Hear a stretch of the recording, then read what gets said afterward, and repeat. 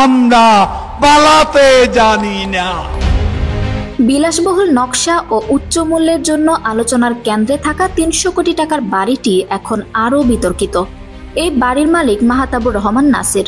তবে সাম্প্রতিক সময়ে বাড়িটি আওয়ামী লীগের সাধারণ সম্পাদক ওবায়দুল কাদেরের গোপন আশ্রয়স্থল হিসেবে পরিচিত হয়েছে।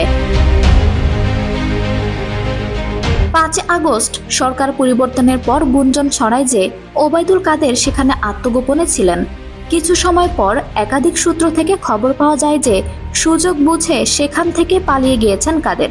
স্থানীয় বাসিন্দাদের মতে তারা শুনেছেন কাদের ওই বাড়িতেই ছিলেন এবং পরবর্তীতে ভারতে পালিয়ে যান, যদিও বেশিরভাগ লোক ক্যামেরায় কথা বলতে রাজি হননি।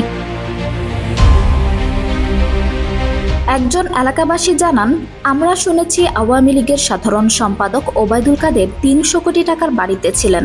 ওই বাসাতে তো আগে থেকে ঢোকা যায় না, তাকে আমি দেখিনি, তবে মানুষের মুখে শুনেছি তিনি ওই বাসায় ছিলেন। তবে কাজী কাসেলের কর্মচারীরা এসব দাবি অস্বীকার করেছেন। তাদের বক্তব্য, ৫ আগস্টের পর থেকে বাড়িটি খালি রয়েছে এবং কাউকে বাড়িতে প্রবেশ করতে দেওয়া হয়নি। তারা এটিকে গুজব বলে দাবি করেছেন।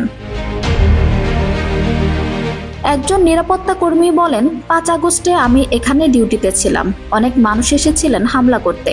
আমরা নিজেরাই অনেকে আতঙ্কিত ছিলাম, তাই কাদেরের এখানে থাকার কোনো প্রশ্নই আসে না। এখন এখানে কেউ থাকে না, শুধু কর্মচারীরা থাকেন। তবে কাজী কাসেল নিয়ে এই গুঞ্জনের সত্যতা এখনও নিশ্চিত করা যায়নি। সংশ্লিষ্টদের মতে এটি একটি তদন্তের দাবি রাখে। বিশেষ করে ৩ মাস পর কিভাবে ওবায়দুল কাদের দেশ ছেড়েছেন তা নিয়ে হাইকোর্টও প্রশ্ন তুলেছেন।